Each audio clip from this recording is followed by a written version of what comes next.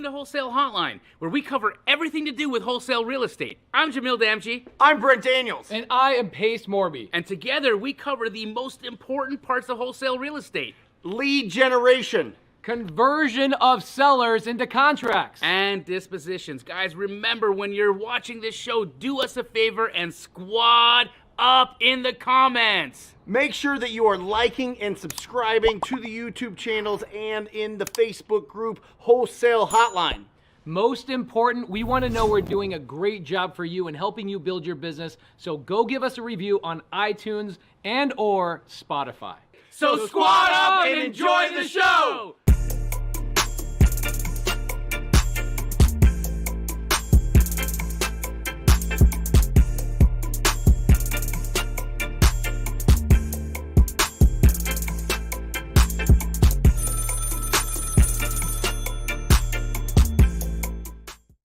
Welcome to Wholesale Hotline. I am Brent Daniels, Mr. TTP.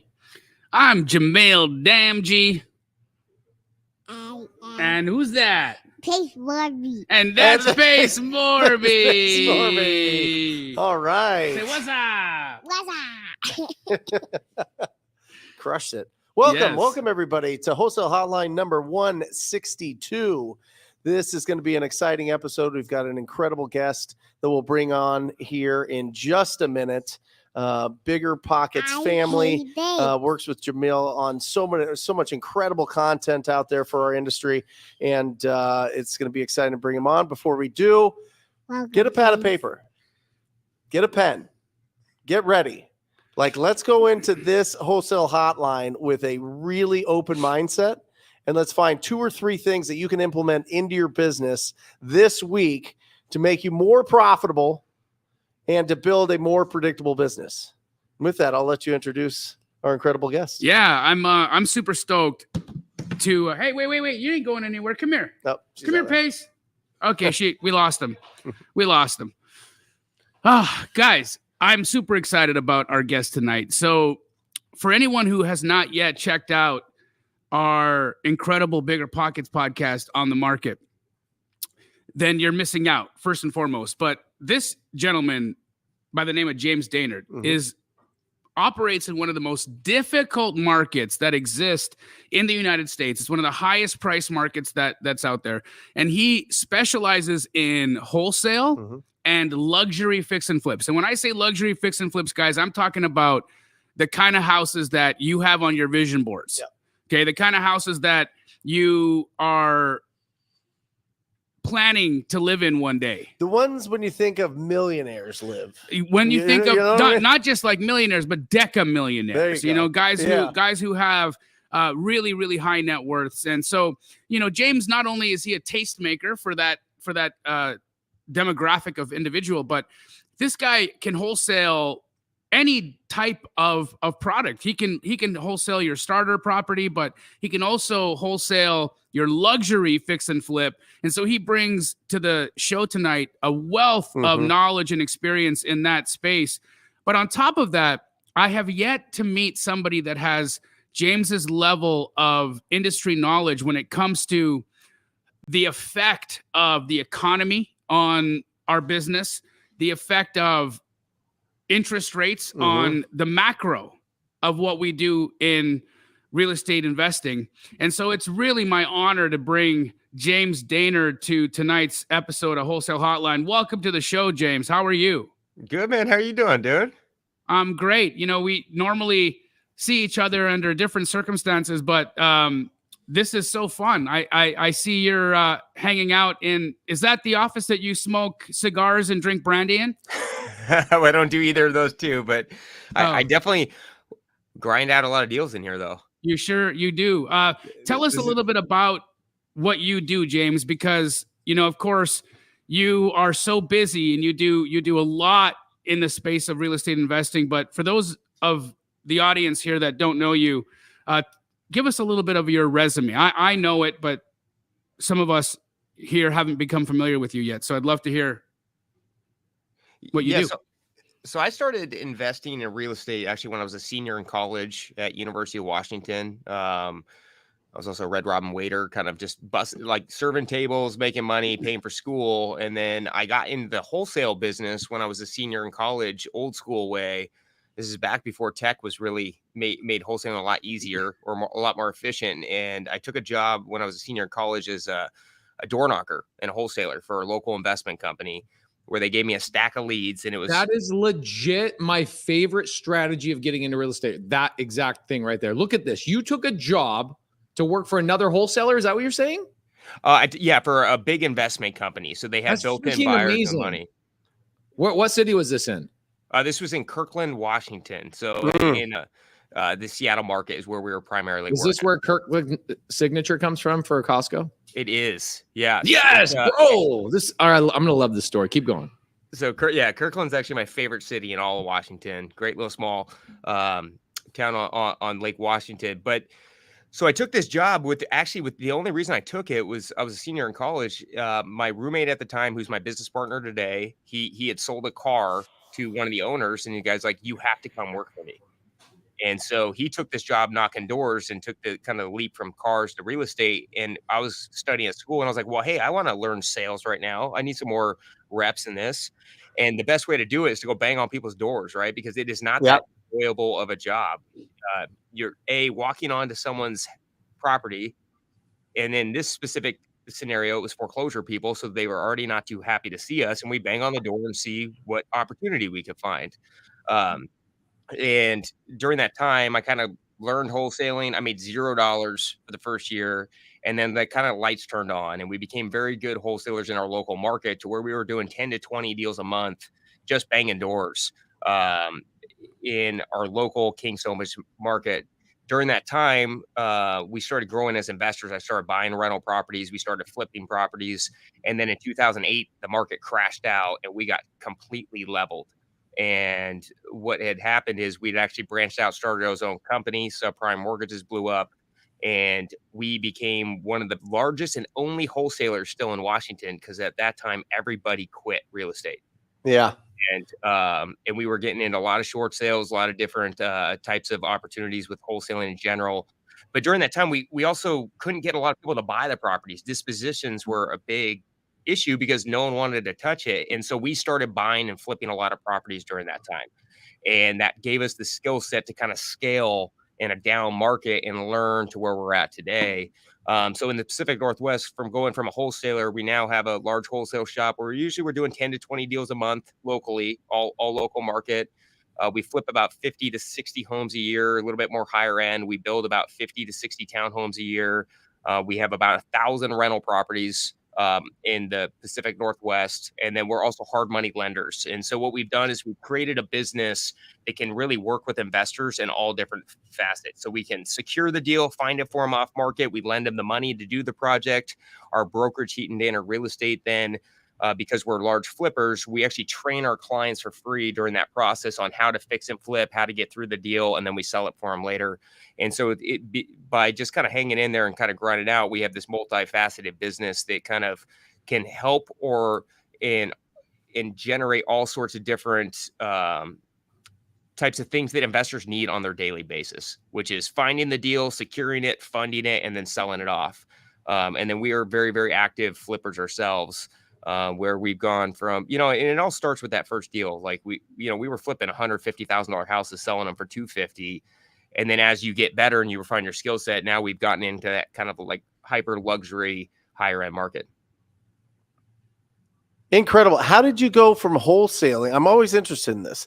How do you go from wholesaling business to then flipping and to then owning? I mean, you're hitting all three, right? You're hitting the assignments, you're hitting the buy and flip and fix and flip, and you're hitting the buy and hold. So how do you the lending and the lending? Well, that's a whole different. I mean, that's the pinnacle of the of all of this. But how did you go? Walk us through that. I mean, it's 2010, and you're the only wholesaler left. So you're building relationships. Did you have to switch to flipping, and that kind of opened up some other doors for you? Yeah, in like 2000, I mean, what we really got into flipping was because we really had to.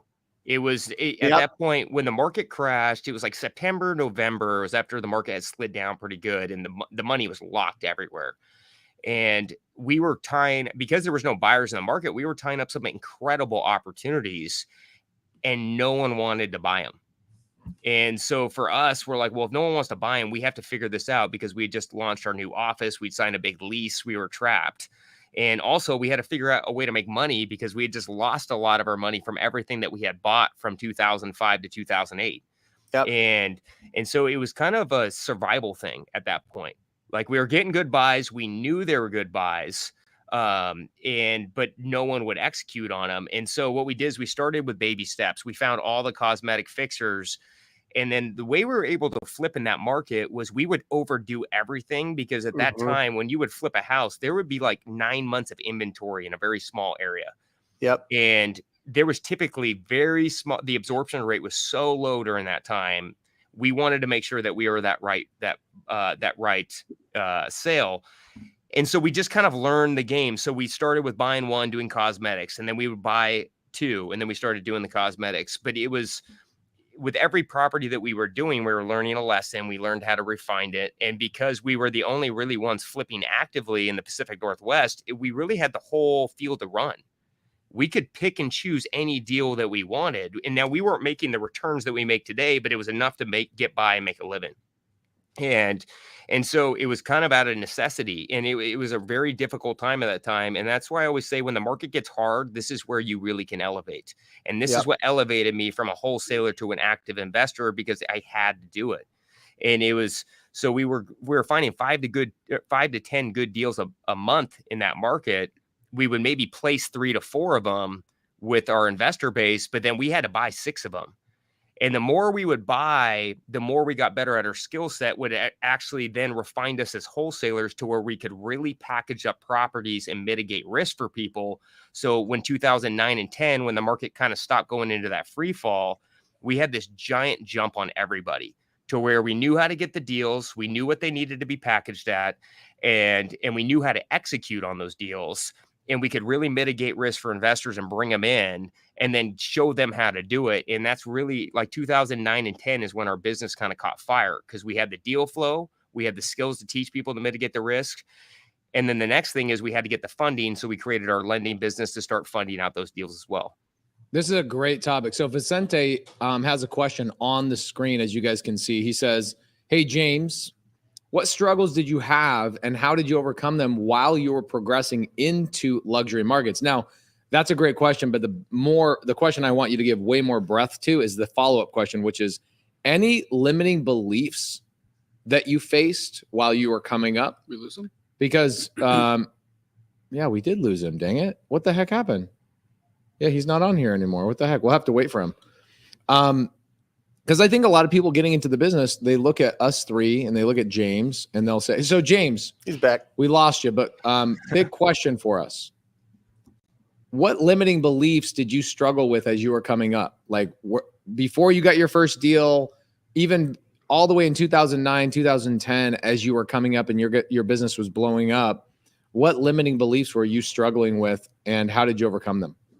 Well, and that's a great question, because the first limiting belief that I had when I was door knocking was, I thought I was too young, and I didn't, because I was only 22 years old and I had zero real estate experience.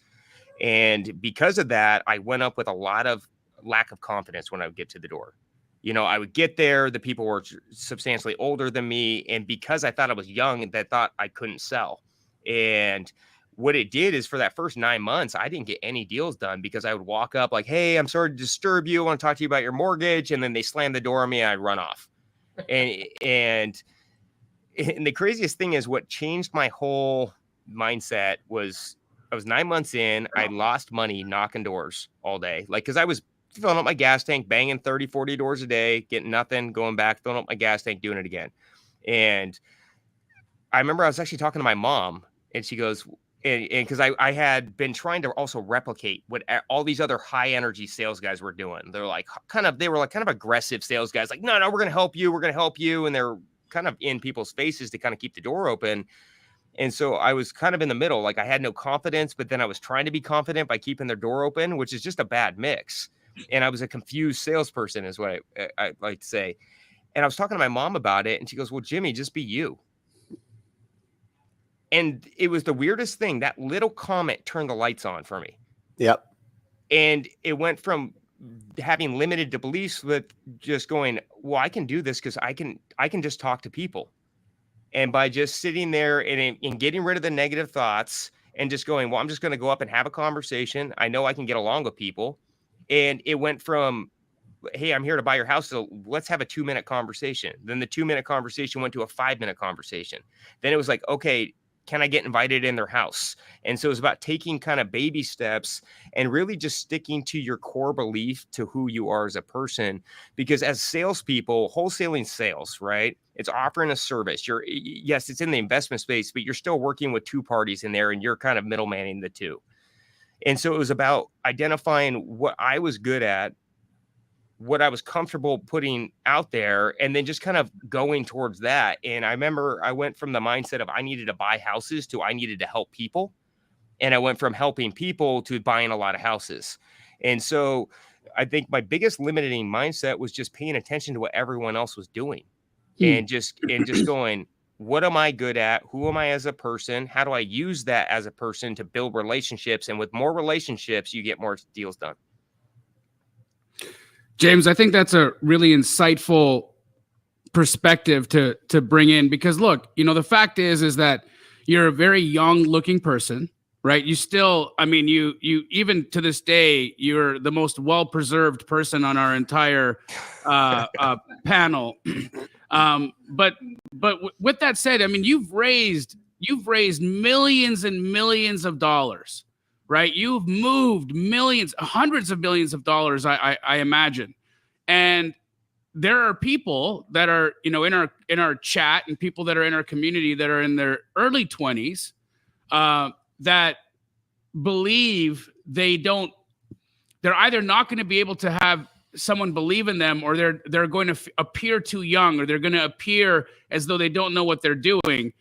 Meanwhile, you're over here creating incredible business and incredible relationships, and pushing aside any thoughts of A, your age holding you back, or B, how you appear in terms of how you look holding you back.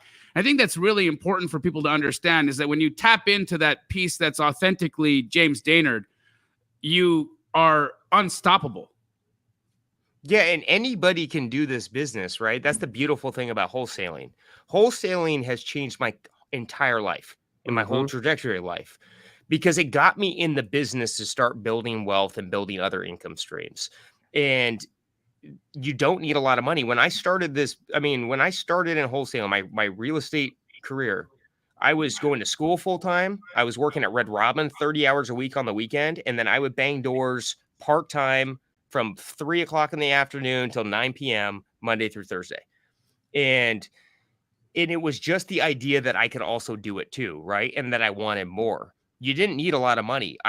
As a Red Robin waiter and a full-time student, I didn't have a lot of money in the bank. It was like whatever I could make was my tip money. I was going to live on that. And those things, when I hear that a lot, they're like, well, you're here now. And it's like, but we all start in the same spot, or at least I did. Right. I started with no money, with no education on real estate. And it was just a desire to push and grind. And I'm a firm believer, the harder you work, if you have the right mindset and you work hard, things will pay off. And you don't need advantages. You don't need a trust fund to come get you in this deal. You can create your own trust fund.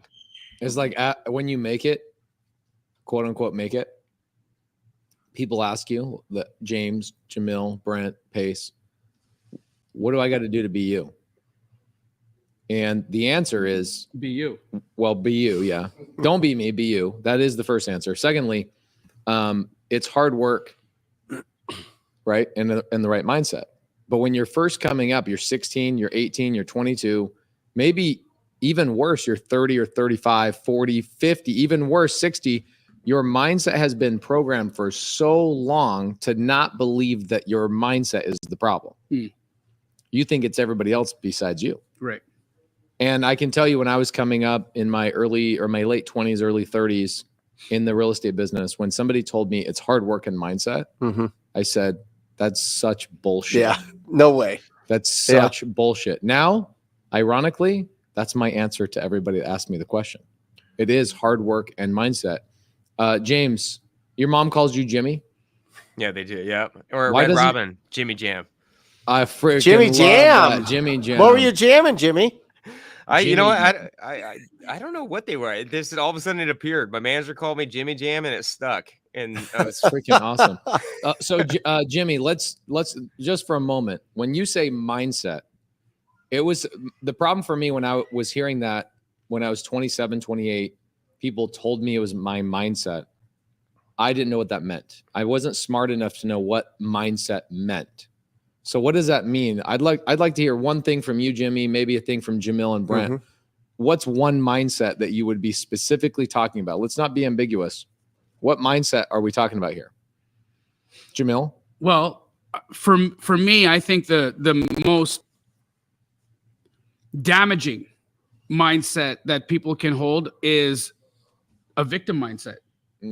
100. I believe that a lot of folks walk around in life feeling as if they're A, owed something, and B, because they haven't been given what they feel they're owed, that they're victims of either circumstance, their parents, economics, the market, the economy, lost opportunity, race, whatever that is.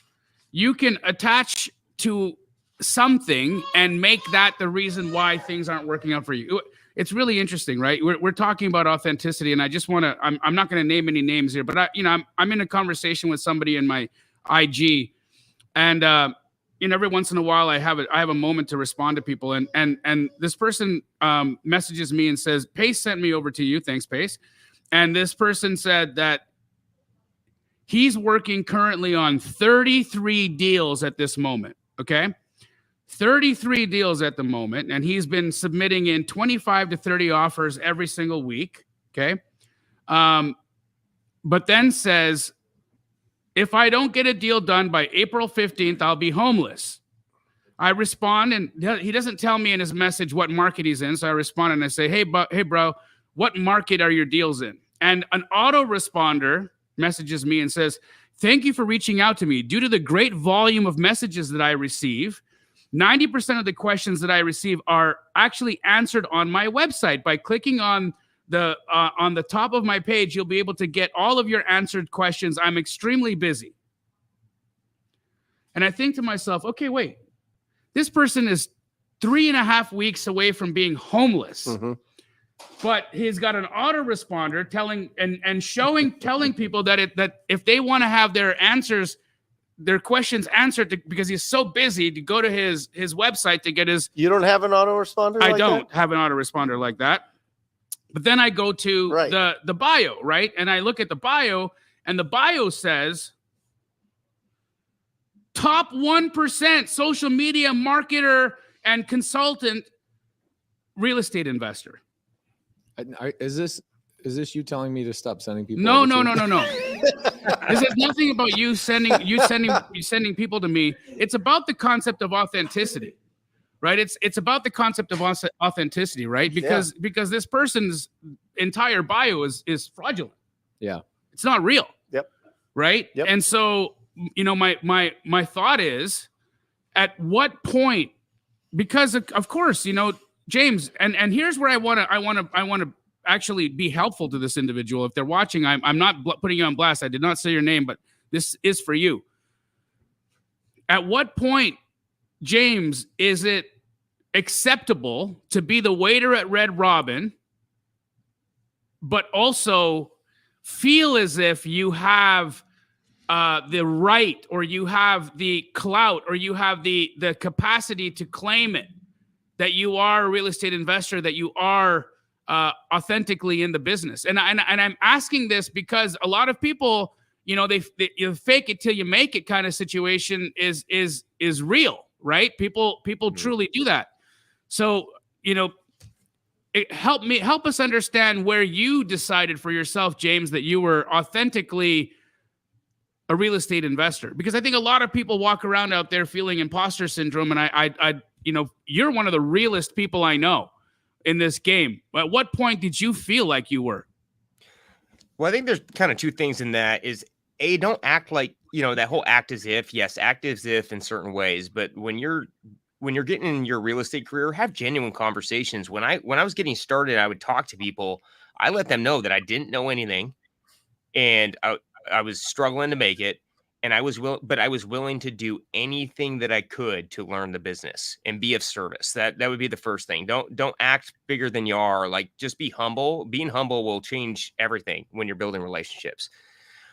But where kind of the decision was made, I had gotten my first deal, a couple deals done. I was getting done with college, and I didn't really have that investor posture syndrome. I just made the decision at that point. Like, I was at this jumping off point. I got through college. I got my sales experience with wholesaling. I actually did not like the job knocking doors that much because I was getting screamed at all day. But I saw the opportunity, and I saw that people were making money. And I also saw that I wanted to build a bigger portfolio and a passive income later in life. And it was going to start with wholesaling because I didn't have any money. And it was the decision of cutting everything loose and going full in. Like, that guy's autoresponder is, I'm doing all these things and I'll get back to you when you're busy. When I made the decision when I graduated, I was going to quit my job at Red Robin. I was going to have no crutch to lean on, and I had to do it. And a lot of people said that was a bad decision. Like, dude, you've been working at that job for 10 months and you had made like $6,000. That's not going to cut the bills. You should not be doing that. And that going to Pace's kind of question of that mindset, my mindset's always been prove them wrong. Whether it's, I can't do this, that deal doesn't work, you can't make money at this, that won't work. And for me, if I get that in my mind that I want to prove someone wrong, I will just work and work it and work it until I figure it out. And I think that's what a lot of times people get failed in wholesaling or starting, or they're worried about their mindset, is they give up before it even starts. This is not an easy business, and you got to hang in there, and you got to work with the right people. And don't worry about what people are thinking about you. Worry about what you're doing. How can you adapt? How can you make changes? When I was banging doors all day, I was in a car by myself all day. Yep. And it's a lonely gig. And this is before I had a BlackBerry Pearl, and I had a laptop on an air card I could log in and check for houses real quick and get on my day. And with the little wheel on it. The BlackBerry Pearl was the best phone. Best phone I've ever had. Oh, great phone. Yeah. Great phone. But there wasn't the tech it had now, right? Like, it's a lot easier to get around nowadays. Like, we had the navigation plugged into I feel like the guy telling the story where he's walking to the school in the snow. But it's both ways. Yeah, exactly. But that was the thing. I think it's almost harder today because there's so much social media out there that people think they need to be a certain way. And I would say shut off the noise and focus on what you want to do, where your goals are. And then you got to get, like Pace said, you got to be in the right mindset, but pick what works for you. For me, proving people wrong works for me. That's just what works. That's what fuels me. And whatever fuels you, hang on to that and then explore it. And so, like, instead of getting objections and going, well, I got this objection, it was, how do I get around this? And by having that, I was challenging myself every day. If it was like I didn't get a door open, then I was going to, some nights I remember I'd do like marathons where I would bang doors until I could get inside of a house. I'd be banging like 70, 80 doors up until like almost midnight sometimes, because I was like, I cannot stop knocking a door until I get in the house. But it's that mindset and adapting. I think you have to play into what your strengths are. Everybody's mind, like Jamil, me and your mindset's going to be different. Pace's and mine's mindset's going to be different. We're all trying to accomplish. I don't know, bro. I think we both love Red Robin. I freaking love Red Robin. Bottomless fries. Yeah, I can still name the ingredients on almost every burger. If you name a burger, I'll name the ingredients. I'm literally, I just texted my wife. I'm like, we're going to Red Robin right after this, bro. At one point they gave me a Letterman's jacket because I was team member of the year. I don't know what happened to it. Celsius, everything. Jimmy Jam deserves the jacket. He did deserve the jacket. Now you're saying the mindset stuff, right? Yeah. Which I loved about you. I loved your answer. Victim mentality. Yeah, victim mindset is the hardest. I love what I got to call you what your mom is calling you, bro. Jimmy Johns. I got to be family. Jimmy. No, she just calls him Jimmy. Jimmy. Yeah. What's your friends call you? Ooh, I'd say friends call me Jimmy. business is James. Damn. So Dang I'm it. business. I'm not your friend. I call you James, bro. Well, they started thought saying we it was a confusing. They're like, people call my office like, I'm looking for Jimmy, and then they went no, and then they say James. And it's like it's kind of I guess alter ego. Yeah. Dang. My big mindset thing for me when I was listening to this earlier, and what people would give me advice, the thing that I wish I could have adopted faster was you are the summation of your closest 5 friends. And that sounds like an Instagram quote. It sounds like BS. It sounds like something you'll read in a book. We've heard it 1,000 times. You keep running into it 1,000 times. Well, that's the universe trying to teach you a freaking lesson. And if it took me 1,000 times to see it to finally realize that it's absolutely true. I can tell you that when I was a contractor, I learned that industry was very much an isolated industry, and that nobody was collaborating. No contractors were getting together saying, hey, let's split this job. That's not the industry. That's not how that industry works. And I was so lucky to find real estate because I did realize that now I can make money with 5 people on one deal. I can make money. My 15th assignment I ever did in wholesale, 16 people JV'd on it. Mhm. It was a 16-day. That's when I learned the word daisy chainer. The escrow officer was like, what is up with all? And she charged us $250 for every additional assignment. Yep. And I had no idea why that was going on, but I learned through it. And I wish I adopted the mentality of get around people that are making the amount of money you want to make way faster. And I wish I adopted the idea and the mindset of get rid of your old friends if they're not moving in the direction you want to go. Yeah. And it's okay for them to be acquaintances, but you can only have so many friends. And whoever you call a friend is who you ultimately you become. And so I wish I knew that mindset way faster. What about you, Brent? Hunger. Oh, hunger. You're born with it, right? I mean, you're born with it. You want to be different. If you're listening to this, if you're watching this, you want to be an entrepreneur. And not only that, you want to be a real estate entrepreneur.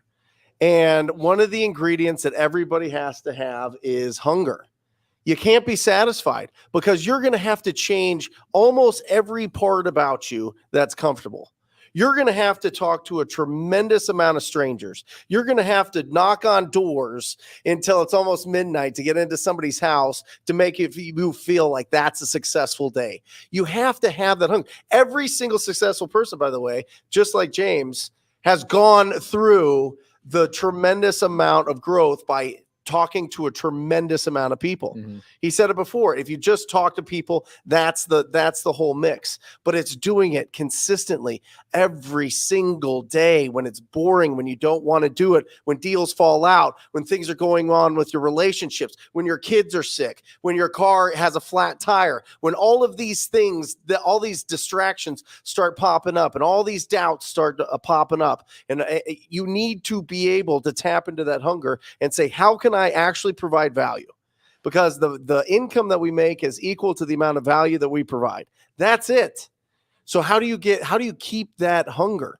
Do you have that hunger? How do you feel? You know what I mean? You got to be around hungry people. It's a combination of what you guys have all said. You guys have all said it perfectly. And you have to be open to it. And you have to be ready. And you have to not have that victim. You can't be hungry and a victim and win. Right? Yeah. I mean, you just can't. And so I think that fire in your belly, that no matter what, you're going to be successful, and you're going to hold on to whatever in your brain that you tried something hard and you won, whether it was karate when you were little, whether it was cooking, whether it was some job that was difficult, whether it was building something, whatever it is, whatever that you can cling on to, that you really pushed through the uncomfortable part and came out the other side a grown-ass entrepreneur. That's what we need to do. That's what we do. And that starts with a hunger. Yeah, always got to keep that hunger. And when you start getting those $100,000 months, those $200,000 months, what happens with your financial thermostat at that point? Everything changes. Yep. I just made a series of Instagram story posts. Did you see my story post today about Disneyland? Wasn't that interesting to think about? Yeah, absolutely. I mean, I was just telling Brent when we came here, I'm going to say it because you may not want to tell anybody, but Pace spent about $12,000 to $15,000 on us in the last couple of days, where he took his family and his closest friends to Disneyland, and instead of waiting in line and doing the Disneyland the way that you would normally do it, he went and hired a VIP tour guide. And this tour guide essentially took us through Disneyland and took us to the front of the line on every single ride. We didn't have to wait in any line for food. We essentially we did Disneyland the way Mariah Carey would do Disneyland, right? Yeah. And it was amazing. It was great. It was hella expensive. Sure. But at the same time, when you look at it this way, and I totally agree with Pace when he said this, there's no better way to do this, because literally, even if you buy the front of the line pass at Disneyland, you can only register one ride every 2 hours. So essentially, you've got to spend 3 days to get through Disneyland in order for you to actually get the experience, right? Because of the way that he just wrote the check, he wrote the check, and we were able to go through Disneyland in what you would normally do in 3 days. We did in about 5 hours. Yeah. Right. And it was beautiful. The kids all had a great time. We didn't have to wait in any lines to go see the princesses. The princesses came to see the kids. Yeah. Yeah. You know what I mean? I get it. That's how it's supposed to be done. Right. So thank you for that. But it opened my eyes. It made me, you actually see in life, the reason why we do coaching, the reason why you have mentors, the reason why you pay to get in proximity to specific people is so that you can gain all of the things that they've learned, that you can get all the things that they've gone through in their life, write the check, learn what you need to learn from them, and then carry on and continue moving. Yep. Right? Every person skip to the front of the line. Skip to the front of the line. Skip to the front of the line. Right? Why are you waiting in this long ass line that wraps around all these things when you could skip to the front of the line? The big lesson I learned from that was reminding myself that at 40, at 50, at 60, at 70 years old, the biggest thing I'm going to struggle with is always going to be my mindset. It's never going to be the obstacle in front of me. It's going to be the mindset that I currently have. So, Jimmy, I want to continue to hear your story because I'm super inspired by all of this. And I just, there's a bunch of people that ask mindset questions, which is why I deviated that way. So I apologize for deviating the conversation. I'm on a plane the other day. Okay. Steve Harwood calls me and he goes, "Hey, I want to take you out to Vegas for the day. The Hermosis and a bunch of people are getting together and doing some podcast stuff together. I want to come and pick you up." And I watch how he operates his plane. He uses it as a tool to gather people together and have really high level conversations. So he picks me up. I'm in the air. I'm talking to the guy that's currently negotiating the Anaheim Angels to go to Utah. That's a guy that doesn't have a social media presence. Right. He's behind the guy that's behind the guy. Sure. You know what I'm saying? He's like the Wizard of Oz. And I'm sitting here talking to him and I say, "Man, where have you been my whole life?" And he says, "Have you recently had a big wave of maybe personal development in the last 3 or 4 months?" And I go, "Yeah, actually, I just overcame this, and this." And he goes, "The universe has now deemed it time for you to meet me because you worked on yourself. Because I have stood and put a line in the sand, and I told the universe, I will not handle people and being in my environment at this caliber or lower. And because you've upgraded yourself, the universe allowed you to be in my presence." And for 1 second, my old mindset was like, "Wow, what a cocky asshole." That's what I was thinking for a second. But then again, I also said, you know what? The universe is an algorithm. It will continue to feed you whatever you put up with. Yep. And as I'm watching TikTok or Instagram or whatever it is, that's a man-made algorithm. Why is TikTok so good at their algorithm? Is because all they're doing is following what the universe is doing for us. Why do you have such crappy friends? Well, because the universe goes, "Oh, they really like these crappy friends they currently have. I'm going to continue to feed them more crappy friends." "Oh, you like fighting with your wife. I'm going to continually give you things that you guys are going to fight about." "Oh, you like driving like an asshole. So I'm going to continue to have people cut you off. You enjoy this. You're like a pig in shit. You enjoy the mud. You enjoy the shit. I'm going to continue to give it to you. And that's shown up in my life over and over, where a lesson had to be learned so many Multiple times yeah. until I finally learned the lesson, and then it never came up in my life ever again. Mm-hmm. I'm like, why magically does this not happen to me anymore? Because the universe is an algorithm. Is anybody dealing with stuff in your life, people around you, whatever, challenges, circumstances, whatever? And it's the universe continually giving you guys what you guys are like, what you're willing to put up with. Mm-hmm. And so I'm listening to him say this, and for 1 second, and he said, this is what he says, that bothered you, didn't it? And I said, for 1 second, yeah, it did bother me. And he said, imagine if you were willing to tell the universe that you will not put up with these kind of people around your circumference, what would happen to you? And what's interesting is, as I watched him, there was about 100 people that went to this influencer thing, and there was about 20 people that were repelled by him. Mm-hmm. And the other 80 people gravitated to him. And he told me before we walked there, he says, watch and take note of the people that will not step within 15 feet of me. That's not by their decision. That's the universe not allowing them to feel comfortable in my presence. It was so interesting, the mindset that was going into what you're willing to put up with, what you want to attract. And it was the same thing with the Disneyland thing. As I said, here's what I'm willing to put up with. Money is a tool. Yep. Money is nothing but a tool. But when I was 15, 16, 20, 25, 27, I would look at my bank account and I would divide it by the amount of months it would take for me to survive on that money. Mm-hmm. I looked at money as money. Doesn't feel like a tool when you're broke. It doesn't feel like a tool. You feel like a tool, right, when you're broke. Yeah. And there's a big mindset there that is, you have, hindsight is 20/20. Obviously, I get that. I totally get that. Especially sitting in the situation I'm at now, I realize I have 1,000 years of progress that I have to make in the next 40 years before I die. I totally get that. But just looking back on life and realizing, oh my gosh, money was a tool the whole time, but I was not taught that it was a tool. I was taught that it's a month of expenses.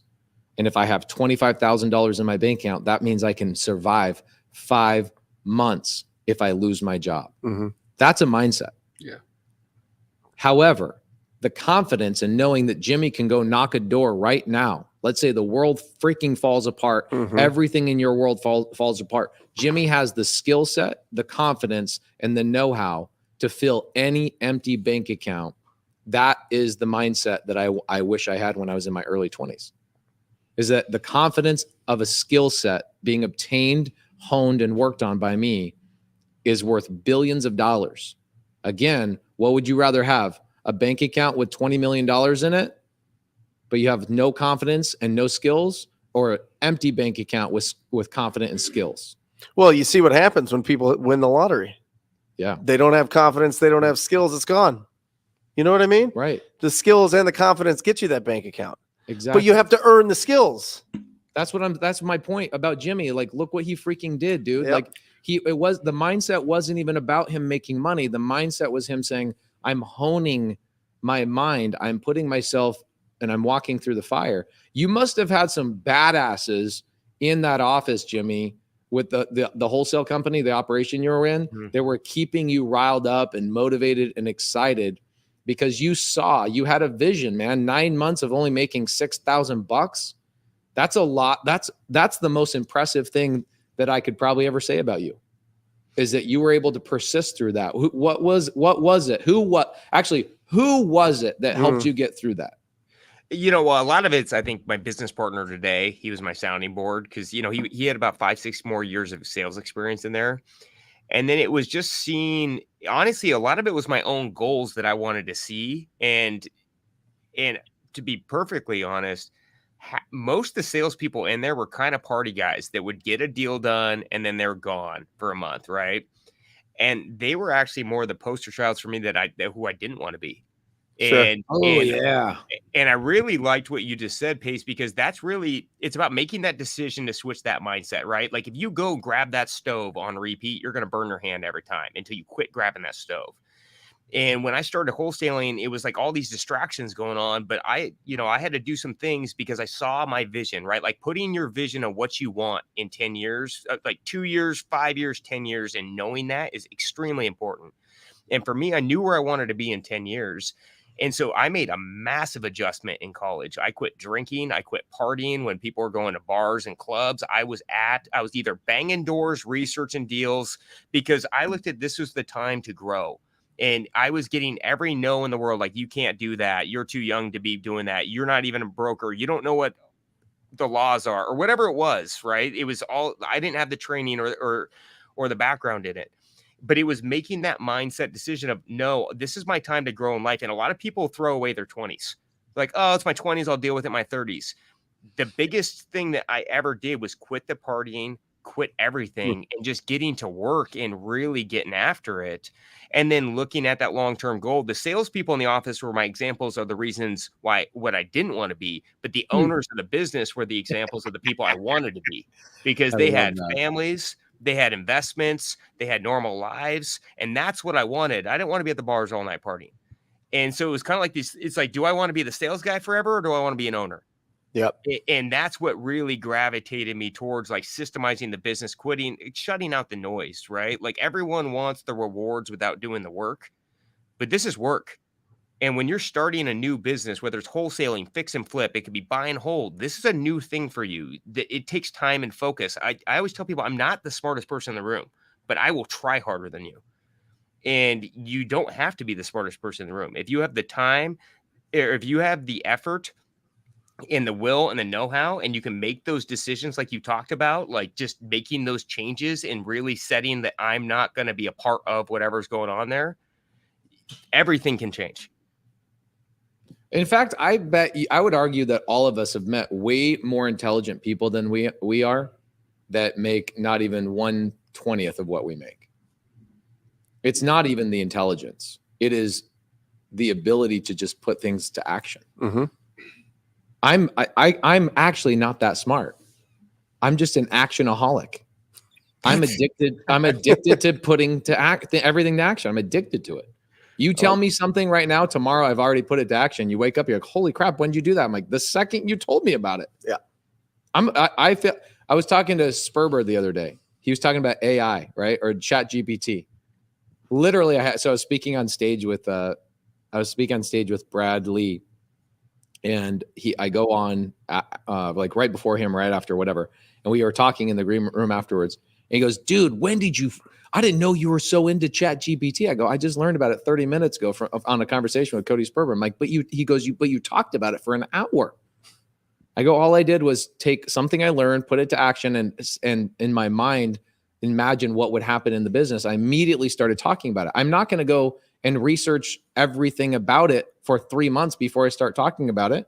I'm going to go and start implementing and start talking about it. Next thing you know, Jamil and I are doing an AI freaking challenge in 2 weeks. You don't freaking hesitate. You immediately put it to action. And Jimmy, I would say that the majority of your success is also based on the fact that you're an actionaholic.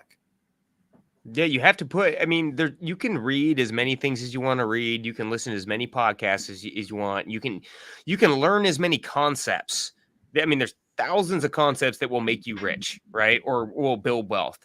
But unless you do it, you're not going to get anywhere. And for me, just taking that simple step of, I got a lead, I'm going to go knock on the door and see what happens. You just got to take the motion. And if you don't do it, there's no reward there. And so, and I see it's kind of a shame because people just get trapped in they try something for a second and then they switch to the next thing and they switch to the next thing. Apply yourself to one thing, get really, really, really, really good at that thing and just do it. And then go to the next thing. It's like they want this instant gratification every time. And that's not what it is. You got to learn. Monkey press button, get treat. Yes, exactly. I'm never going to let that go, man. I'm telling you. It's like, it's the thing that, it's that freaking simple. It's that simple, right? Mm-hmm. Each of us know what button to press to get a treat. You know what button to press to get the treat, right? The thing that I'm so good at is being as myopic as I can be, I know what button to press. I know how I've got to press it, and I know that it's going to give me a treat. But what ends up happening is we press the button, we get a treat. We press the button, we get a treat. And now we're like, what are all these other buttons? I want to press all 40 buttons. Maybe here. I could get a bigger treat over Yeah, here. yeah. And so again, what ends up happening is people overcomplicate their entire lives. They overcomplicate their businesses. They overcomplicate their relationships. They overcomplicate their marriages because they forget that, hey, you have this loving spouse at home, but then these people, idiots, go out and cheat. Idiots go out and say, you know what? This isn't good enough for me anymore. I got to go out and do this. Or, hey, my business that produces $50,000 a month isn't exciting me anymore. I want to go and complicate it. And I want to do this. And I want to do that. And I want to grab this. And I want to do this. When at the end of the day, if we all focused on one thing and got so good at it that we would be undeniable. Again, it's the thing. I don't know if this is just a human thing. I don't know if it's just because as human beings, we crave different things all the time, or we want life to be more exciting than it possibly is when you just press the one button. Yeah. But I mean, it's very fulfilling when you live a simple life. Yeah. Yeah, you got to fall in love with repetitious boredom. You do. You got to fall in love with that, doing the same thing over and over and over and over, and talking to people and being proactive and just staying super focused. And then once you start replacing yourself in certain roles, then you could grow big businesses. Then you could go and raise funds, and then you could go and flip, and then you can go and buy 1,000 doors and do all these things. But how long were you wholesaling / flipping before you started branching into other things, James? You know, I started wholesaling in 2005, and then I bought my first rental property, a BRRRR style property, in 2000, and it was probably 2006, end of 2006. And then I kind of got after. I bought 8 to 9 rentals, right? Because once you start doing it, you like Jamil said, I was pushing the button, a treat was coming out, so I kept doing it. And then that's when the market kind of imploded on me. But this is a Did you keep them all? No, I ended up short selling 6 of the 10 because, you know, I made the mistake of feeding them all my cash until I got to 0. And then I got rid of them. And that was a humbling experience, right? Starting back over.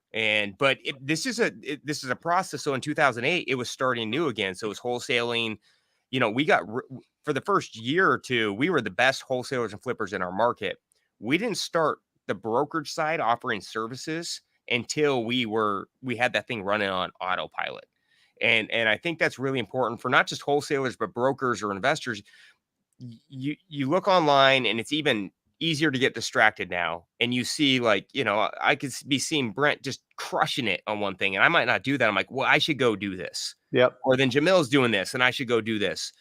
But then what happens is you stop focusing on that core business that can grow everything for you. Your first business that you really master, that's what pays for your growth on everything else.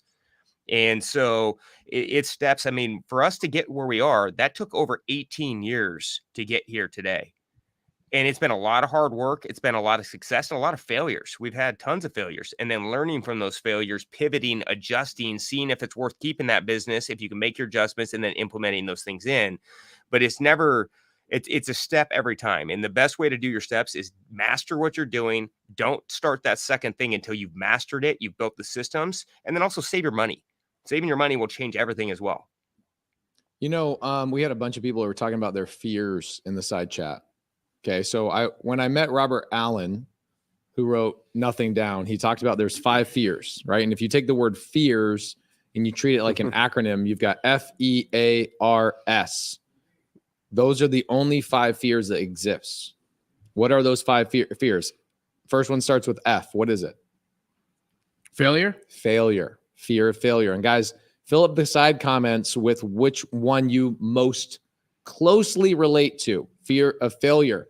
E. Elephants. Fear of they'll stomp you. No. Fear of embarrassment. Yep. Okay.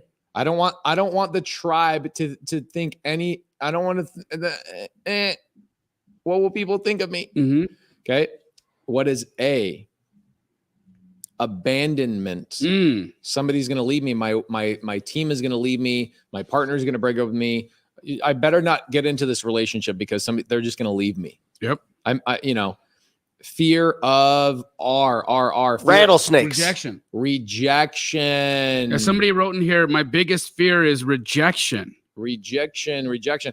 And then S, which actually, okay, this is one that as you overcome the first 4, S becomes your biggest fear. I can tell you Jimmy has this, Pace has it, Jamil has it. Success. Fear of the next level of success. Do I deserve it? Can I handle it? Can I build a big enough team? Can I be a leader that people can depend on and invest their lives in? That is a major true fear that I currently deal with. The great thing is I'm aware of it, and so I purposely work on it. Now, fear of failure. What is interesting to me about fear of failure is that the people who have a fear of failure assume they are currently not failing. Write that down. If you have a fear of failure, do you assume by not taking action, you are avoiding failure? Or are you fully aware that you are failing every day in the worst possible way? Because if you are truly afraid of failure, then wouldn't you be afraid of failing to take action or failing to utilize the day that God or the universe has given you? Is that how little you value the gift that the universe gave you for the day? Is that you chose to do nothing with it? I don't know a greater failure than wasting a day of your life by doing the same shit you did yesterday. That is true failure. So if you are truly afraid of failure, then you would be an action-aholic like Jimmy and myself, because you would truly be afraid of failing on a daily basis, wasting your life away, not taking action. Amen. And by the way, taking action and not taking action burns the same amount of calories, just FYI. Okay? Jimmy, we've got near 700 people watching this live, and thousands will watch this, and that's across platforms. If any of you guys are on my YouTube channel or Paces or Brent's or Wholesale Hotline or Facebook, whatever it is, StreamYard puts it all together. We got near 700 people. First and foremost, we'd love for everybody to do us a favor and hit the like button.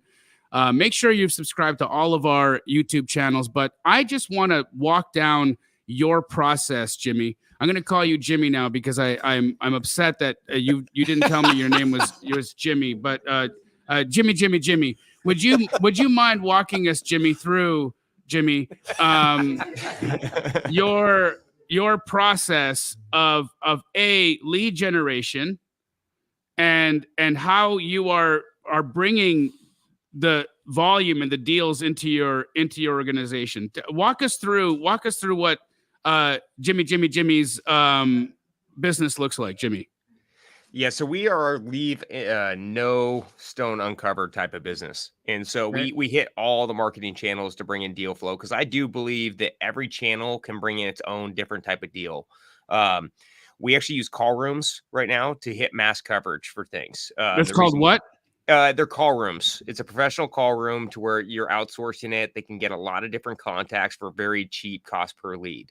Typically, on average, we can contact 80 to 100,000 people a month, and the lead ends up costing us anywhere between $30 and $35. So that's just a cheap lead. That's great. And the reason we do that is because you never know what's in the opportunity, and depending on what's going on in the market, like right now, a lot of people have low rates. They have things locked in, but they could be unhappy in their situation. And it's really not the economy that's driving it this way. It's just their unhappiness. And they might have paid a little bit more and they compressed down. So we turned on the call rooms in mass volume since rates skyrocketed, because it gets us in front of people that we don't know are sellers or not. They don't fit. They're not going to hit our magical title list and how we're tracking sellers that way. And so it expands that coverage for a low cost. Are you going strictly for cash offers, or are you also mixing in some creative, possibly seller finance or subject to deals when you are doing your lead gen? Is it a mix of both, or are you just going after one strategy? So typically we offer just straight cash offers, because it's also the market that we're in, right? And each market offers different value for different types of strategies. Understood. Yep. in the Seattle King County market, we have a lot of old deferred maintenance homes. And Okay. to take a lot of those subject to, the equity positions are big, and the seller can either sell and cash out and get it fairly easily, or the cost of renovations are so high, it creates too much cash out of pocket for it to really make sense. And I'd rather just buy the deal straight with a construction loan. Okay. But recently, subject to and seller financing has actually worked a lot better for us because it's working Absolutely. more. You don't got to because- take title and take all those expenses on taking the house. And we Or can you do take title, but you don't have to incur all those expenses of actually buying the house. Yeah, and we can make deals work with rentals on cleaner properties in the more sub markets, whereas that was a lot harder before. Or you could sell on wraps and not have to do any renovations for those of those you guys out there. There are new people that are like, oh my gosh, they DM me all the time. Pace, I found a good sub 2 opportunity. What do I do with it? It has a lot of deferred maintenance. The answer is sell it to an end buyer who can't qualify through a traditional mortgage and wrap that property to them, or assign it to them. You can always wholesale. Okay. You can always wholesale to an end buyer and let the end buyer do the deferred maintenance. By the way, 50% right now of people that apply for a mortgage get rejected. True. Okay. Yep. So those are your buyers on sub 2 deals with deferred maintenance. You can assign those or wrap those depending on the cash flow. No cash flow, assign them. Possible cash flow, wrap them. Just Love it. FYI. Love it. Yeah, and there's so many different ways you can cut up these deals that way. And I truly do believe it depends on what's going on in the market condition now. The reason we've been doing more of the call rooms is we can actually target people, with the Seattle market compressed like 10% roughly.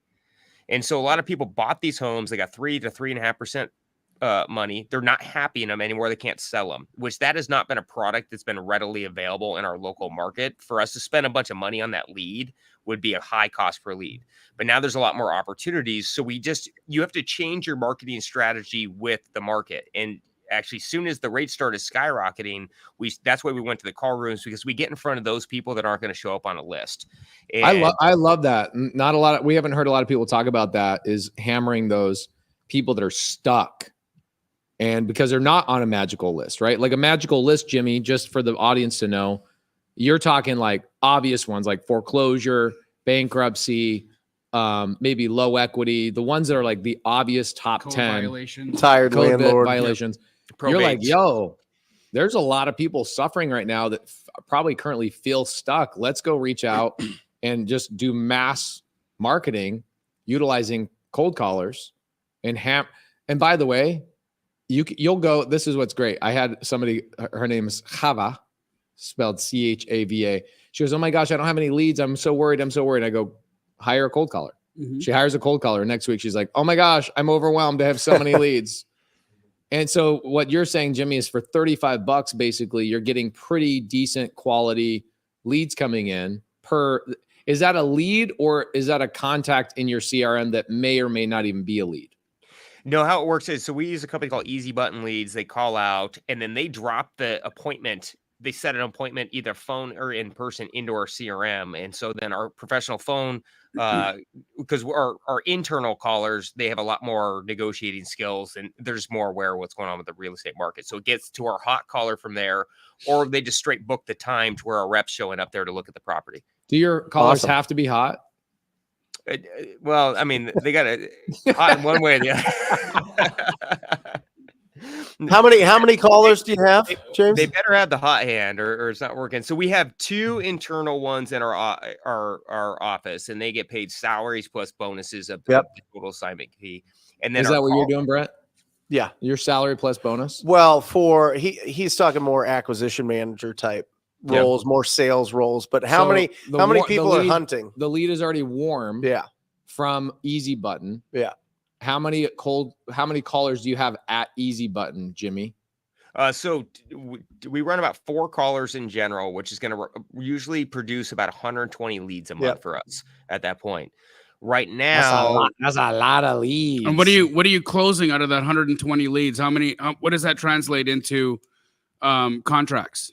So typically, out of the 120 appointments, we're gonna get about 7% of them are actually going to be very good opportunities for us to follow a back up with. Makes sense. Right. Yep. Okay. Because a lot of these deals, you got to stick them in the pipeline. That's the biggest thing is people want to get the deal now, or maybe it's a deal to be done in 3 months. Right. It's 90 And days.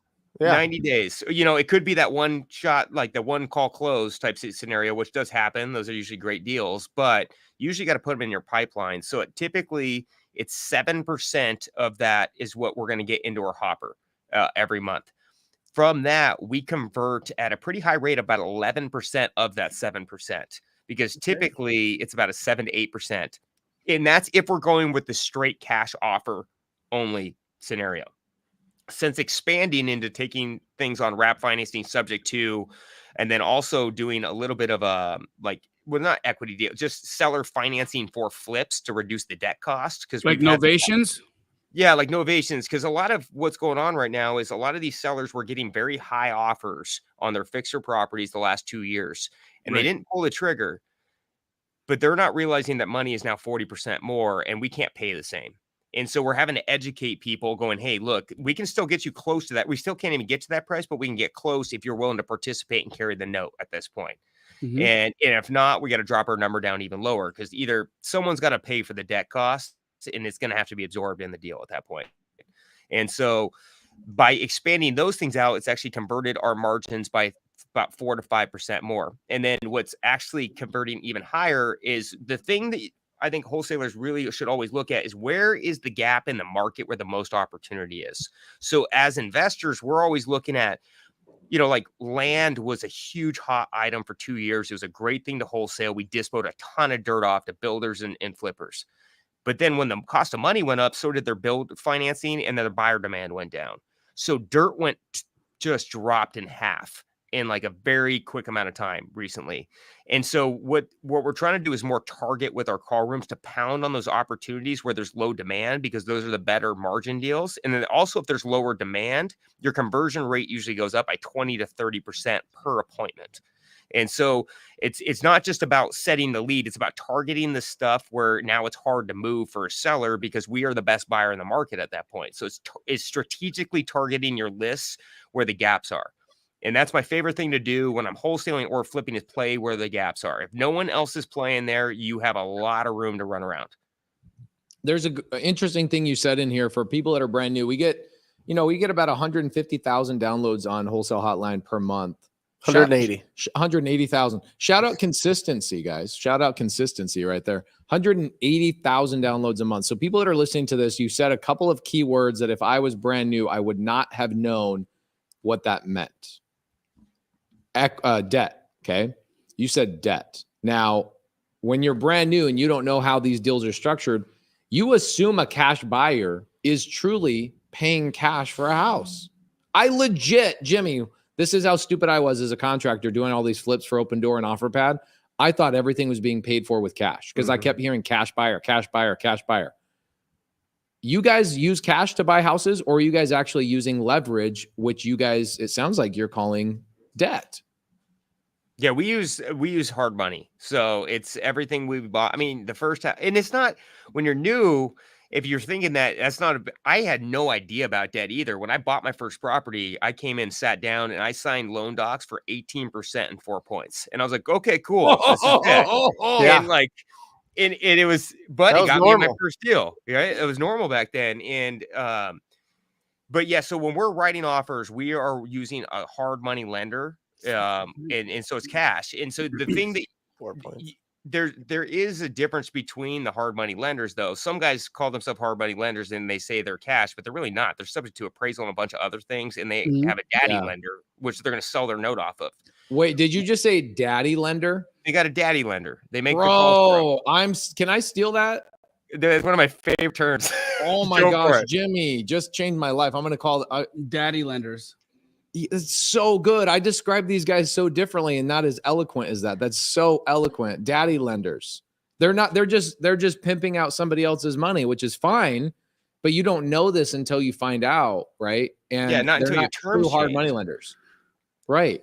Yeah, Gosh, so that's so good. I don't like my lender to have a daddy. So we use straight cash. And that's Those are hard money guys where they're going to fund the deal in 24 hours. It's LTV. We use interest funding, who I'm actually a part owner into as well in Seattle. But the reason we do that is because you can close What's the deal. the name quick of and it? that's Interest Who's your funding. daddy? You should change it to Who's Your Daddy? Who's your dad? Would that get me on that podcast? Yeah. That What's would the name be- of it again? I'm sorry. I want to give it a shout out. It's interest funding. We're true no daddy lenders. No doubt. Actually, that should be on your guys' logo. I love that. So if I reach out to you today and I've got a deal that I bought 50 cents on the dollar and I want to flip it, can you guys fund that within 24 to 36 hours? Yep, we will fund it. No appraisal, no inspection. If you want to go buy it, the trustee, we bring cashier's checks down there. That's actual cash, and we'll go put the money up for you. You sign. Where are you loaning, Daddy? We only lend in Washington State. That's the only thing right now. They don't have a daddy because they are daddy. Right.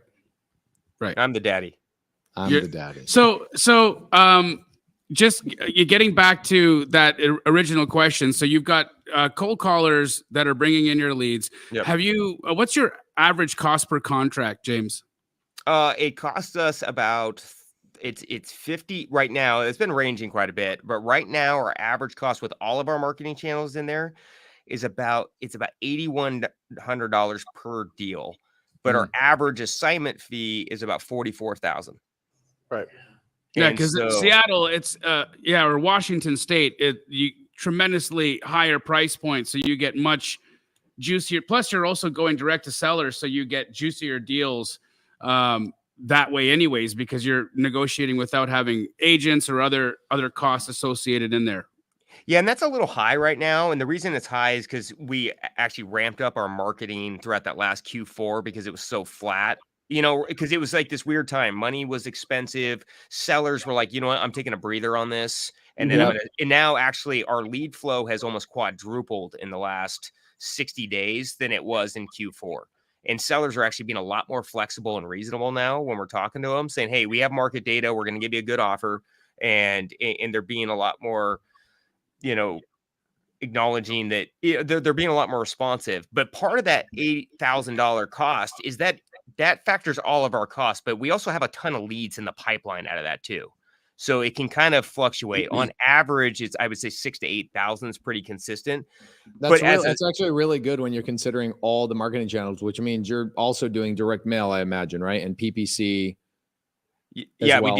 We do some pay-per-click. We do direct. We used to only mail, and at one point we were spending $800,000 a year on direct mail. Oh wow! But it was working until everyone jumped in that game, and then it stopped working. And so, actually, that was one of our biggest mistakes: is getting too heavy into one marketing channel. Because once that marketing channel turned off, it took us like 4 months to realize, and we bled out for 4 months. That's an interesting mindset too. Is that when you get into any business, you said something earlier. You said this business is not easy. I'm like, for 1 second, I said, what business is? Does anybody know a business that's easy? No. Number one, you want to be successful in business. Nothing will ever be easy. No business whatsoever. Number two, James is talking about constantly changing his marketing strategies as the economy shifts or as the market shifts. I freaking love that. Even if you're selling sandwiches at Subway, right? You might have to do a 2-for-1 coupon this week. Mm-hmm. Next week, you might have to have a really cool looking sign spinner outside on the corner. Your marketing channels change depending on what's going on. Maybe the Super Bowl is coming in town, so you print coupons that are like Super Bowl related. You're constantly changing your marketing strategies. Jimmy, do you think that at any point you'll ever just go, this is our one marketing strategy, we're never going to change it? Or do you feel like you have to adapt all the time? You have to adapt. I mean, we did that, and it ended up costing us money. It worked really well for 12 months, and then it worked really poorly after that.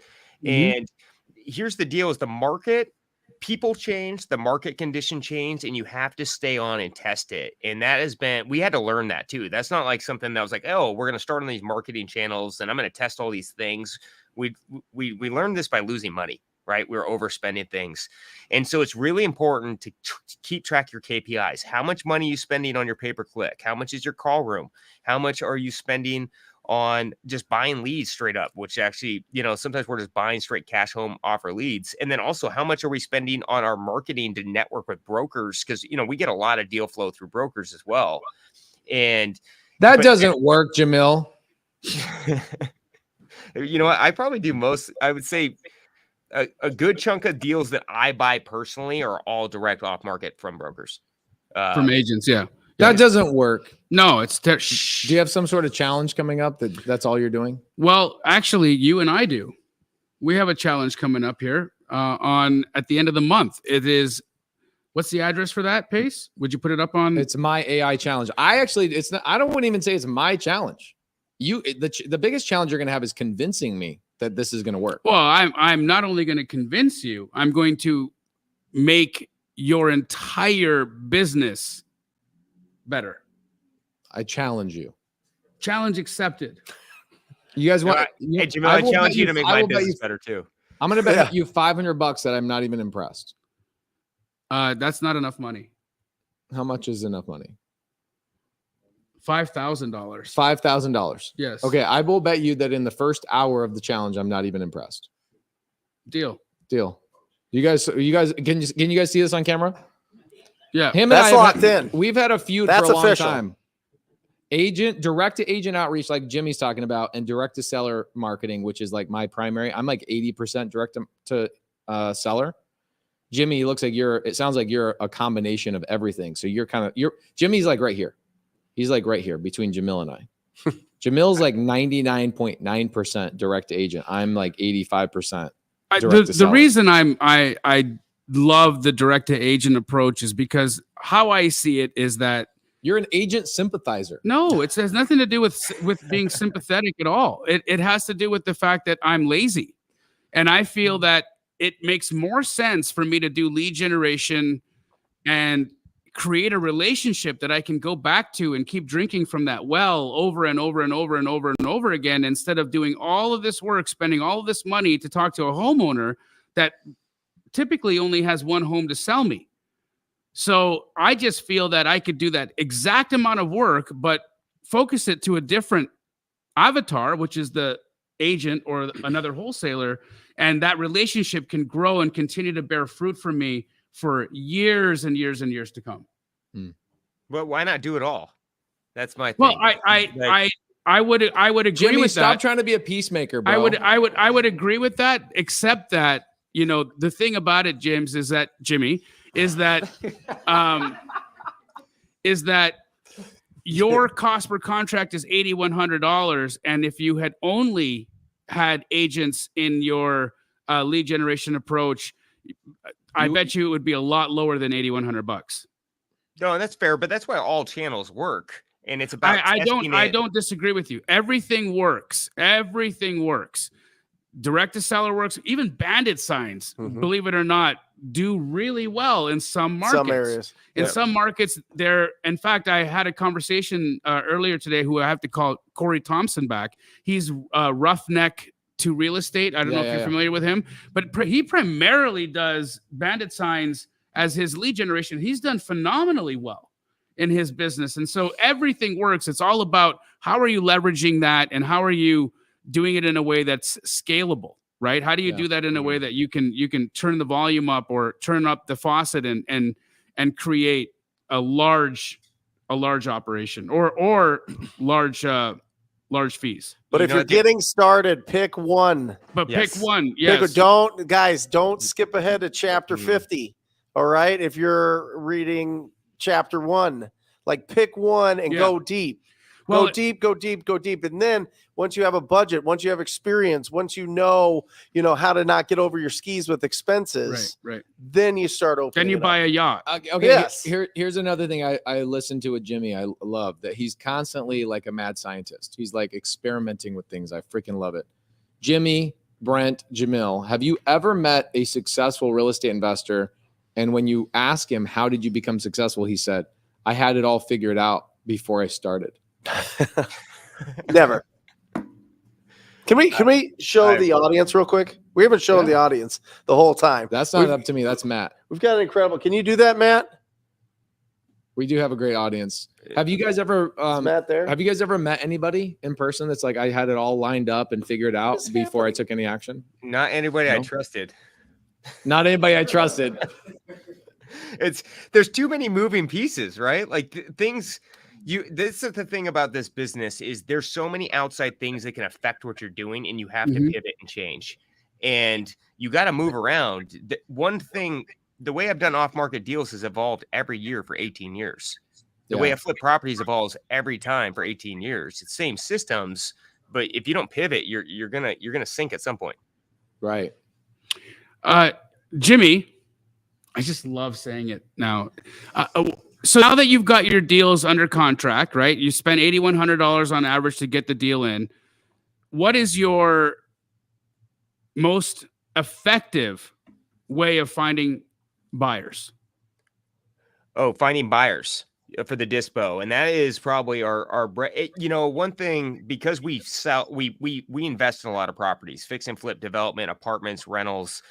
And so the packaging when you're dispoing is so important. I just don't want to skip before I find the buyers. Like packaging that deal up with the sweets, like a type or forma, not pressed on numbers, and putting that magic wholesale number on it is the most important thing you can do. At least, and that's in my opinion. So what kind of buyer package are you creating? What's inside of your buyer package? So we always have a rough description of what the property is. We don't put in the address. They have to request the address every time. We put in a picture link with lots of photos. Our job actually, as wholesalers, we actually want to scare our client away, because we want, if they're coming out, a lot of times if we're working with an off-market seller, part of our pitch is that we're not coming out numerous times and being inconvenient. We're coming through on a couple structure walkthroughs. We're going to get through a feasibility, waive, and close. And part of that is as wholesalers, we bring our clients through. And so we want to make sure that these people are 99% by the time they walk in that house.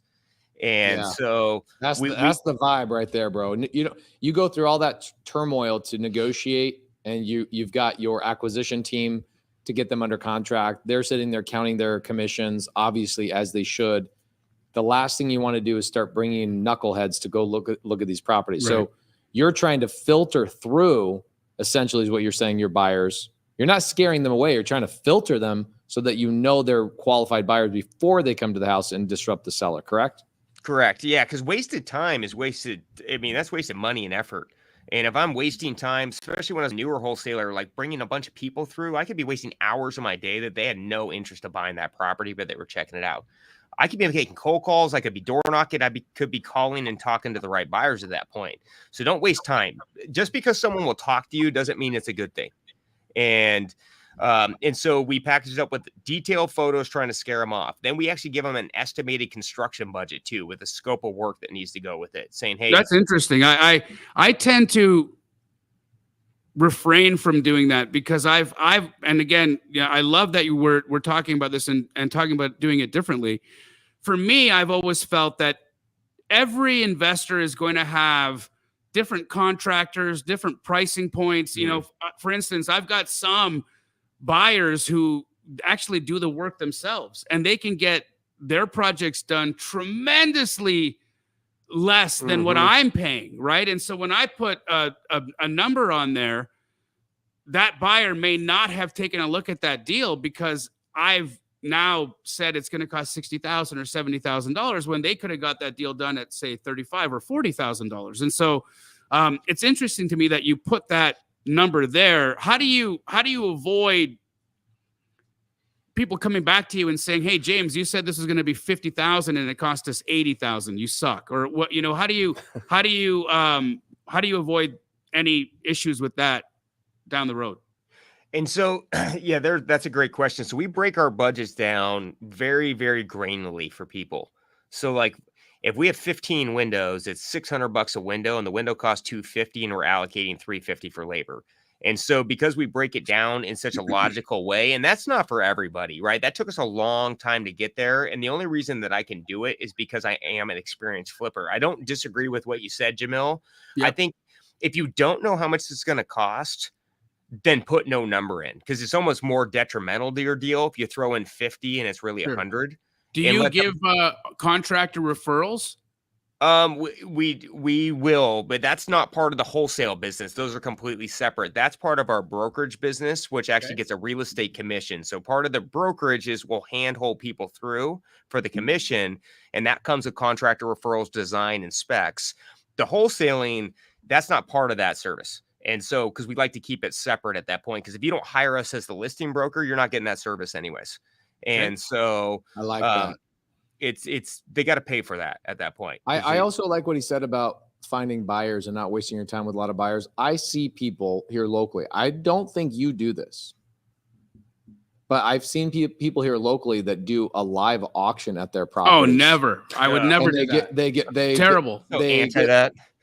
Oh, bro, 30, 40 people in one room, and they're just going with the highest bidder type of thing. Yeah, that's if my opinion. In fact, I've been a part of one of those situations before where I was put in that deal where now I had to pull a card and they had us all. Yeah, they had us bidding on the in front of the house. I've walked away every time. Yeah, and I won't even go to them. They send me text messages all the time, like, "Hey, we have a live auction coming." I'm like, "Please remove my phone number." I just think that as a buyer, I'm doing and running my numbers based off of what you advertise the price of this house to be, right? And now all of a sudden, you're trying to force me into making a fast decision on the spot.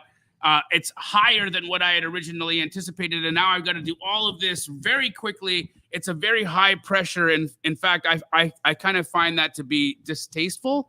And I didn't like it happening to me, and I wouldn't want to do it to somebody else. Totally agree. Here's the number one reason. It's been taught for a long time that way. I know. I've seen it. Who's teaching that? That's not wholesaling. That's auctioning. Old school. That's auctioning, right? And here's what I feel, and I think you guys will all agree, is that they don't value long-term relationships. Nope. Right. And they're looking for the bigger idiot. And they don't care. They don't value a long-term person. Right. Like, so for me, I'm like, if you don't value me coming to the table and actually closing and committing to the deal and knowing I'm not going to back out and building that relationship with me, that's what I like about what you're saying, Jimmy. He's like, I'd rather have less buyers show up to the property than more, because I know they're vetted. I know they're real. And you guys probably have 25 buyers that are like your VIP, platinum, ultra, ruby VIPs, right? Yeah, and we have that for each segment of investment too, because like a cosmetic flipper is not going to buy the big fixers, and so it's about building your bench of the right buyers for each kind of product that you constantly can market for. Are there some buyers that call you James and others that call you Jimmy? Yeah, how do they cross that threshold from James to Jimmy? Exactly. You know what I mean? Is it a certain amount of time? Is it a certain amount of deals? How do you get that? That's a time thing. And the good thing is we have clients that have stayed with us for a really long time. So people like prior to 2014 probably call me Jimmy. And then after maybe 14, you got fancy. It got the older you get, the fancier you try to make it, I guess. That's it. Well, and how many, real quick on buyers, how many, when you dispo, what percentage buy it sight unseen? They don't even need to go there. On our buyers list? Yeah. How many? When he sends me a deal, the answer is 100% of the time, I don't need to go see a single deal. Good buyer. I think 80% for us. 80% don't. Sight unseen? Yeah. Yeah. I mean, we're not definitely, we've got a range, but I mean, we've got the largest buyers list in the country, right? Yeah. So we have people that are brand new. We've got people that are, and they haven't been conditioned to what the expectations are. Yeah. Because the proper expectations, like, yo, if it's in Seattle, I get it, right? You guys got big old projects up there, super expensive homes. I totally get that. But here in Arizona, if it's a $150,000 house with a $50,000 renovation with an ARV of 300, like, what do you need to stop by the property for? There's Correct. 300 photos. Here's the assessor's map. Here's all the things you need to know about it, and a video of the walkthrough when the wholesaler signed the contract. What do you need to see? In fact, I got the serial number of the AC, a hot water heater, the dishwasher. And you're saying, Pace, can I please visit the property? No, that's not how somebody just bought it. Done. In the time that you've asked me that question. Even if they didn't, Brent, somebody still bought it. Yeah. The second somebody starts texting our team, or like Lakita, the reason she was here is I just assigned a property here. I didn't make 44 grand on it. I mean, we made 43,999. Jimmy's average is bigger than my best deal for the year. But somebody plays games with me. I actually learned this from Doug Hopkins. mm-hmm. Anytime I say, hey, can I get 10 grand off? Their immediate answer, there's not even a delay. It already sold. Thank you. We'll let you know on the next one. They train their freaking buyers, dude. Mhm. And you guys, Keegley does the same thing. Jimmy, are you trying to educate and train your buyers so they know where they cannot push your buttons? Oh yeah, we definitely spend a lot of times. We train our buyers on what their expectations should be out of working with us. So like we actually have an investor one-on-one class tonight where we have a bunch of new buyers come in. I teach them for an hour and a half what to expect on what types of deals. And if going to Jamil's question of how do you build your dispo, it's about trapping them into the right buyer box. So we want to make sure if you want to get on our deal flow, then you need to understand how we evaluate things and what we're selling at. And so we try to get our investors, when I'm interviewing investors, it's going, scope of work, location, but also what's your expectations of return. If they have a 45% cash on cash return annually and they're using leverage, that's actually something we can accomplish. If they want 100% return on their money every time, that's probably not going to be a great buyer for us because their expectations are too unreasonable. And so we spend a lot of times narrowing them down. What is their expected returns? What we are usually producing at that point. So it gets them to say yes quicker, because you don't want objections in your off-market deal. If you're making good money on that property, the last thing you want is your investor to get waffly on you, and then you lose your relationship with your seller, you lose your check, and your reputation gets beat up in your local market. So really understand what your buyers are looking for. Also, the more you know what your buyers want to buy, the more you can charge them. If someone calls me and says, hey, James, I got a property in a location you love, the scope of work that you like doing, I'm going to pay more for that property. If I'm buying something in an area I don't really know, and it's not really in the normal type of projects, I'm going to want a better deal. So by understanding your buyers, you can move so many more properties that way. So listen to your buyers. It's not about just throwing them on an email blast and harassing them.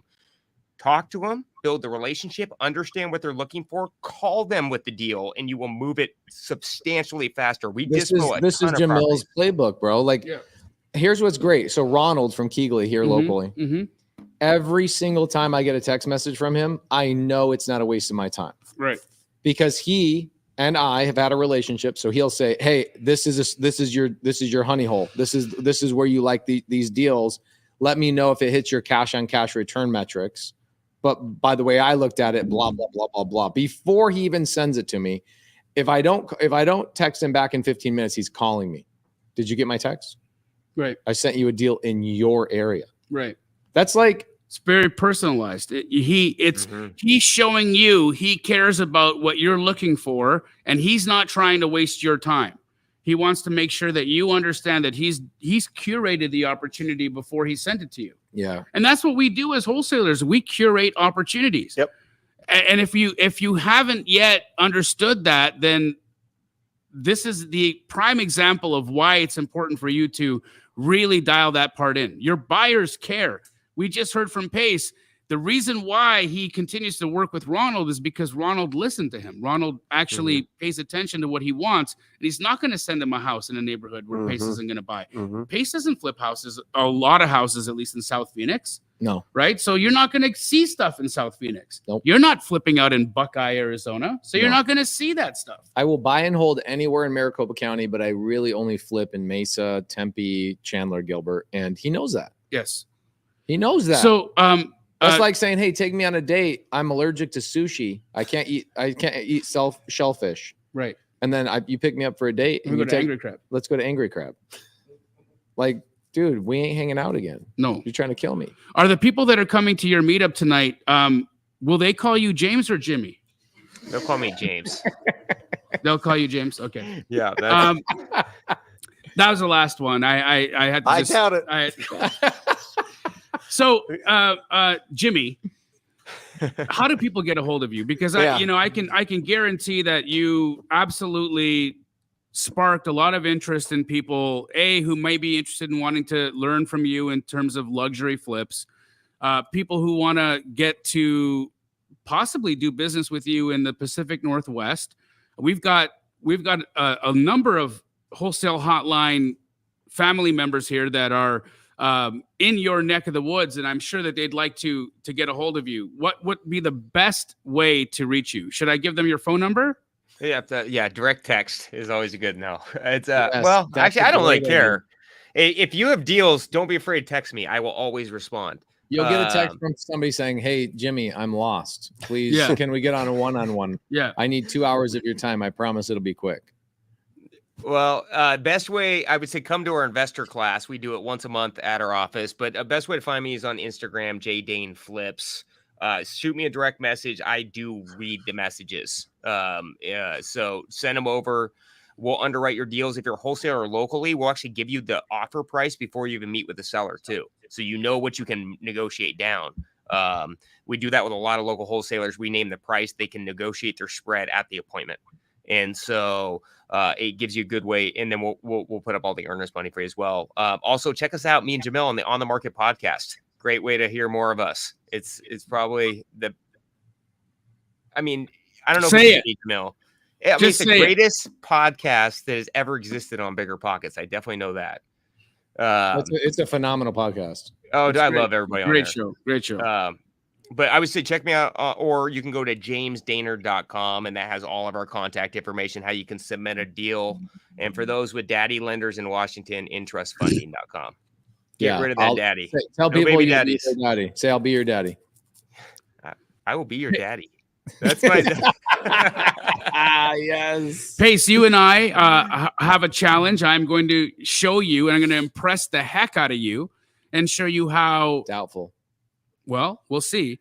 Well, my goal is to show you how we've been able to leverage AI technology to be able to do more deals with real estate agents, and how we have created a special workflow for creative deals. So people in the sub You better bring that out right in the first hour, or else you're losing $5,000. so that people in the community, in the sub 2 community, will actually be able to start leveraging this technology to get low equity subject to deals done. Love it. Where can they go, and when are we doing it? Go to myaIchallenge.com. myaIchallenge.com. Make sure you register there, guys, because it will be a limited. First, it's as many of you that want to show up can show up, but we are only opening up a certain number of seats. Well, we actually replaced. So here's the thing: is we replaced the Elephant Challenge for the month, which usually has 15,000 registrants for it. About 5,000 to 7,000 people show up. There's always people that have like 9 to 5 jobs. They can't show up live, right? They got to watch the replay. Right. My Zoom account can only handle 5,000 people. Right. At a time. But we can only bring on a certain number of seats. I know. But here's the thing is, I think that AI personally, if you're using creative finance, I think AI will dominate the real estate industry over the next 36 months. Well, I told Cody, I said, for this challenge, the myaIchallenge.com, upgrade our Zoom account for 30 days from 5,000 to 10,000. Mm-hmm. Cody stroked a check for $20,000 to make that happen. So we will. I think it'll be one of the biggest challenges our industry has seen. It's very quick. Yes. It's an hour and a half on a Thursday afternoon, hour and a half on Friday afternoon, and 3 hours on Saturday for like general Q&A. What you've told me about the AI is that it's so automated that there's so much less work to do that we don't need 3 hours a day like we normally do for the Elephant Challenge. We need an hour and a half. So Correct. myaIchallenge.com. Watch Jamil lose $5,000. It's like it's slam dunk for me because all I have to do is say, I'm not impressed for an hour. And then on an hour and 1 minute, I'm like, all right, I'm slightly impressed. But if the excitement's on your face, that's all that matters. I'll be holding my face like this. Is there a tell? Jimmy, by the way, while I have the momentum and the mic in my hand, bro, it's so freaking cool hanging out with you. You're so impressive. You've got not just great answers, you've got absolutely an impressive. Just the 9 months is honestly the most impressive part for me, and the intelligence of pointing out and picking out the salespeople and learning what not to do was the most valuable part of that 9 months. That really hit home. I took a note, and I'll tell that story. Anytime somebody goes, hey, do you know Jimmy? I'll go, yeah, here's this story about Jimmy I want to tell you. And I'm going to tell that part of your story. I was so impressed by that. Thank you for hanging out with us tonight. Thanks for having me on, guys. I've been, you guys are all. I respect the grind out of all three of you is very impressive.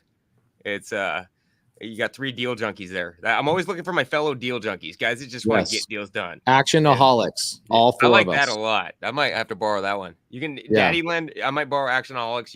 You can borrow my daddy lender line. When I see you at Bigger Pockets Con this year, I'm going to say, "Hey, Daddy."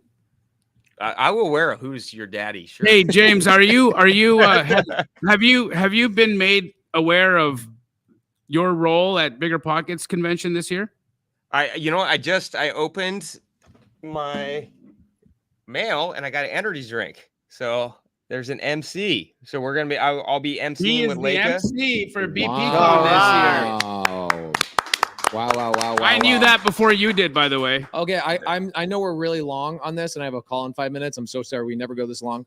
I do want to say something. We're doing something we've never done before. Anybody in sub 2 Astro TTP, you guys come out to BPCon this year in October. We are having a community day. I wore my community hoodie today, right here. We're having a community day at Disney World the day after BPCon. Bring your family, your kids, your wife. We're gonna have a whole community day. We're going to shut down the park. We're going to shut down the park. We have Tanisha Epps currently working on like a group rate, and we're going to do some group activities, some scavenger hunts at Disney World. Disney World is going to help curate some of those things for us because of how large of a group we have. So make sure you guys are coming out, Astro, TTP, and Sub 2 community. And also, if you're a Gator and you're in the Gator tribe, come out. We're having a community day, working together, hanging out, and building community the day after BPCon. Can we expect to see you there, Jimmy? Oh, can I come? Am I? Yes. Of course. You have to MC I'm the whole. in. You have to MC the whole entire scavenger hunt at Disney World, bro. I get to MC that one too. Yes. Dude, sign me up. I'm in.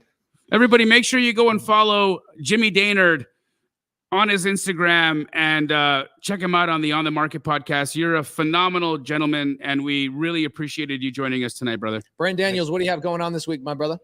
Live show Wednesday, and we've got about 50 tickets left for Growth Summit 2023. Come meet us all. And Henry Washington, Tom Kroll, Todd Toback. Growth Summit 2023, 50 seats left. 50 seats left. It is a must-go-to event. We're going to blow your face off. Jamil will be there. Blow your faces off. Jimmy, have a good night, brother. Love you, bud. Have a good one, guys. Appreciate it. Take care. Wholesale Hotline, we out. See ya. Or just say squat up. So squat up and enjoy the show. Yeah. Yeah. Okay. 1, 2, 3. So squat up and enjoy the show. What are you doing? I didn't say nothing. Why? I don't know. Okay. So squat up and enjoy the show. Cool. I think we should use the one where Jamil doesn't say anything.